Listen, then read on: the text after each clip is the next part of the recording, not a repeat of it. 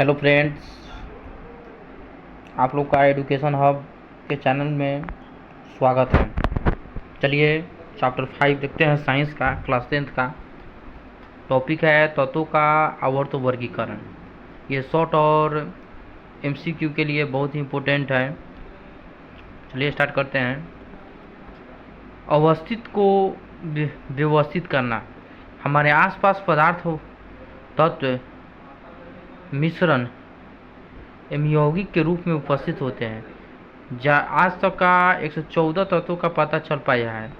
तत्वों के गुणधर्मों के आधार पर उन्हें व्यवस्थित करना बड़ा ही कठिन कार्य है। सर्वप्रथम लेविसिए ने तत्वों को धातु एवं अधातुओं को वर्गीकृत किया था। फिर देखेंगे डुब्रेनन का त्रिक नियम।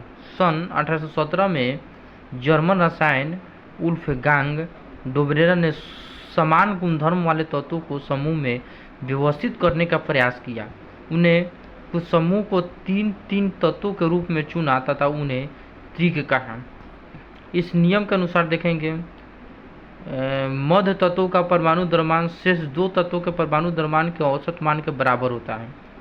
डुब्रेनन उस समय तक ज्ञात तत्वों में केवल 3 त्रिक ही ज्ञात कर सके, इस कारण उनकी त्रिक पद्धति असफल रही। इसका इम्पोर्टेंट लिखेंगे। जोहान वुल्फगांग डुब्रेनन ने ही सबसे पहले प्लेटिनम को उत्प्रेरक के रूप में पहचाना। न्यूलैंड्स का अष्टक सिद्धांत क्या है?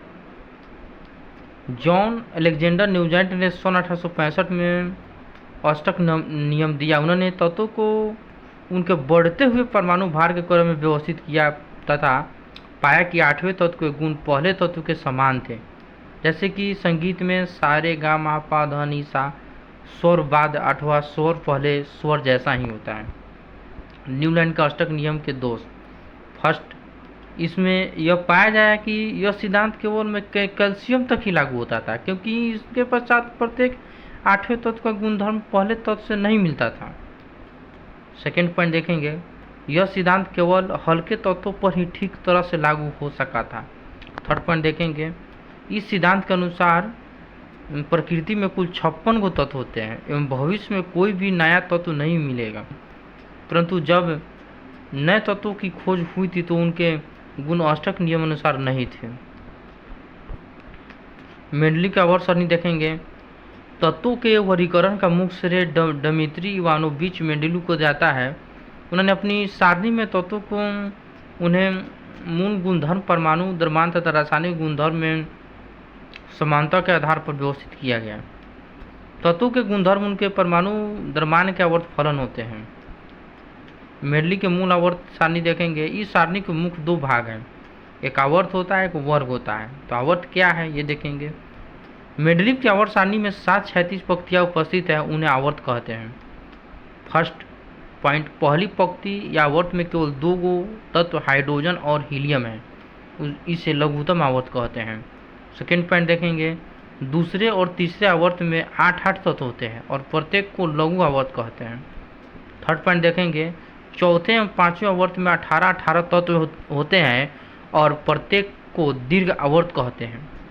चौथा पॉइंट देखेंगे, छठे आवर्त में 32 तत्व होते हैं, इसमें दीर्घतम आवर्त कहते हैं। पांचवा पॉइंट कहेंगे, 7वां आवर्त अपूर्ण है, इसमें कुल 19 को तत्व होता है। नोट, दूसरे आवर्त के तत्व लिथियम से फ्लोरीन तक, तीसरे आवर्त के तत्व सोडियम से क्लोरीन तक के तत्वों को प्रतिनिधि अथवा पररूपी तत्व कहलाते हैं। वर्ग इसका देखेंगे। मेंडलीव की आवर्त सारणी में 9 वर्ग है। इन्हें क्रमशः रोमन संख्या 1, 2, 3, 4, 5, 6, 7, 8, 9 एवं 0 द्वारा दर्शाते हैं। 1 से 7 तक के प्रत्येक वर्ग के 2 उपवर्ग ए और बी में विभाजित किया गया है। वर्ग 8 में कुल 9 को 3-3 के समूह में रखा गया है, जो 0 वर्ग में अक्रिय गैस को रखा गया है, यानी जितने भी अक्रिय गैस हो वह 0 वर्ग ग्रुप में रखा गया है।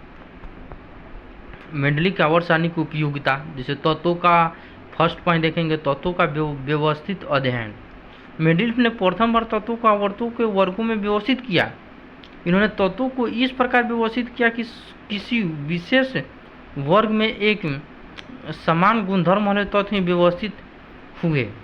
सेकेंड पॉइंट देखेंगे, तत्वों के गुणों का अध्ययन। मेंडलीफ ने आवर्त सारणी में किसी तत्व विशेष का अध्ययन करने से ही उस समूह के अन्य सभी तत्वों का अध्ययन हो जाता है। थर्ड पॉइंट देखेंगे, नए तत्वों की खोज। मेंडलीफ ने अपने आवर्त सारणी में अज्ञात तत्वों के लिए रिक्त स्थान छोड़ दिए तथा उन्हें गुणों को भी भविष्यवाणी की जो बाद में सत्य सिद्ध हुआ। स्नेहपूर्ण परमाणु द्रव्यमान का सुधार। आवर्त सारणी में किसी भी तत्वों के स्थिति में उसकी संयोजकता ज्ञात की जा सकती है और उसकी तुल्यांकी भार ज्ञात होने से परमाणु भार भी ज्ञात किया जा सकता है। मेंडलीफ की आवर्त सारणी की सीमाएं। मेंडलीफ की आवर्त सारणी बहुत से तत्वों को वर्गों व आवर्तों में वर्गीकृत करने में सहायक है, लेकिन फिर भी इसमें कई खामियां हैं। हाइड्रोजन का स्थान। आवर्त सारणी में हाइड्रोजन का स्थान निश्चित नहीं है। इसे वर्ग 1 के ए में क्षार धातु के साथ रखा गया है, जबकि यह वर्ग 7 में उपस्थित हाइड्रोजन के साथ भी समानता दर्शाता है। दुर्लभ मृदा अथवा ट्रांस यूरेनियम तत्वों का स्थान। दुर्लभ मृदा तत्वों के रासायनिक गुणों में समानता है, परंतु इनके परमाणु भार भिन्न भिन्न है। फिर भी इन 14 तत्वों को तीसरे उपसमूह बी में एक साथ रखा गया है, जो उचित नहीं है। 3 नंबर, अक्रिय गैसों का स्थान। अक्रिय गैसों को उचित स्थान मेंडलीफ की आवर्त सारणी में नहीं था।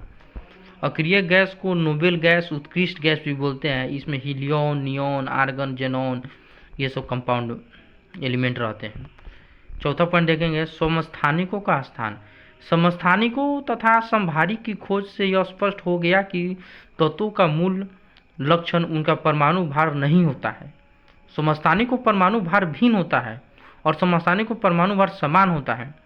अतः मेंडलीफ के मूल आवर्त सारणी में समस्थानिकों का स्थान निश्चित नहीं है। आधुनिक आवर्त सारणी देखेंगे। सन 1913 में हेनरी मोजेल ने बताया कि तत्व को परमाणु द्रव्यमान की अपेक्षा उसके परमाणु संख्या ज़्यादा महत्वपूर्ण होता है। तत्वों के भौतिक और रासायनिक गुणधर्म उनकी परमाणु संख्या के आवर्त फलन होता है। आवर्त सारणी में 18 को वर्ग और 7 को आवर्त होता है। यह ऑब्जेक्टिव के लिए बहुत इंपॉर्टेंट है। किसी कोष में इलेक्ट्रॉनों की अधिक संख्या 2n² सूत्रों से प्रदर्शित की जाती है। जैसे के कोष में 2 एलिमेंट है, एल कोष में 8, एम में 18, एन कोष में 32 एलिमेंट है। आधुनिक आवर्त सारणी के लाभ क्या है? प्रत्येक वर्ग में केवल एक ही वर्ग होता है, उपवर्गों के कोई स्थान नहीं दिया।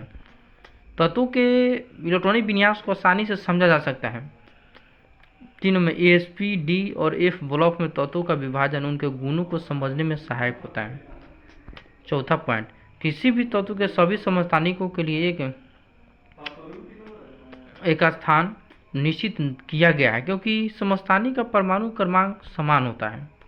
आधुनिक आवर्त सारणी की कमियां। फर्स्ट पॉइंट देखेंगे, हाइड्रोजन की स्थिति मेंडलीफ की सारणी के समान ही है। इसमें क्षार धातुओं को रखा गया है, परंतु इसके कुछ गुण हाइड्रोजन के समान भी है। लैंथेनाइड व एक्टिनाइड को आवर्त सारणी के मुख्य ढांचे में रखा जाना चाहिए, लेकिन आवर्त सारणी के तल में पृथक रूप में रखा गया है। आधुनिक आवर्त सारणी की प्रवृत्ति। संयोजकता देखेंगे इसका। किसी तत्व के संयोजन की क्षमता उसके परमाणु के बाह्यतम ऊर्जा कोष में उपस्थित इलेक्ट्रॉनों की संख्या से संबंधित होता है। उसी को हम संयोजकता कहते हैं। आवर्त सारणी में बाएं से दाएं जाने पर संयोजकता पहले 1 से 4 तक बढ़ती है, फिर 1 से घटकर उसी गैसों की संख्या में शून्य हो जाती है। सेकेंड पॉइंट,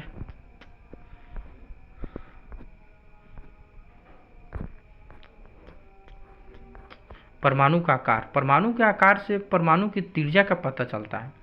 नाभिक के केंद्र से इलेक्ट्रॉन युक्त बाह्यतम कोष की दूरी परमाणु ऊर्जा कहलाती है, त्रिज्या कहलाती है। आवर्त में परिवर्तन। आवर्त में बाएं से दाएं जाने पर परमाणु त्रिज्या के मान में कमी होती है। वर्ग में परिवर्तन। आवर्त सारणी में वर्ग से नीचे जाने पर तत्वों की परमाणु त्रिज्या का मान बढ़ जाता है। धात्विक एवं अधात्विक गुण। किसी समूह से ऊपर से नीचे जाने पर धात्विक गुण बढ़ता है, क्योंकि ऊपर से नीचे आने पर परमाणु आकार बढ़ जाता है। आवर्त में बाएं से दाएं जाने पर जैसे जैसे संयोजकता कोष के इलेक्ट्रॉनों पर क्रिया करके प्रभावी नाभिकीय आवेश बढ़ता है, इलेक्ट्रॉन त्यागने की प्रवृत्ति घटती जाती है। आधुनिक आवर्त सारणी में एक टेढ़ी मेढ़ी रेखा धातुओं का धातुओं से अलग करती है। इन रेखा पर आने वाले तत्व boron, silicon, germanium, arsenic, tellurium, polonium धातुओं एवं धातुओं दोनों के गुणधर्मों को प्रदर्शित करते हैं। इस कारण उन्हें आधुनिक अर्धधातु या धातु कहते हैं। चलिए, ये चैप्टर 5 था क्लास 10 साइंस का। जितने भी स्टूडेंट इस वीडियो को आप देख रहे हैं, कृपया करके मेरे चैनल को सब्सक्राइब करें, शेयर करें और अच्छा लगे तो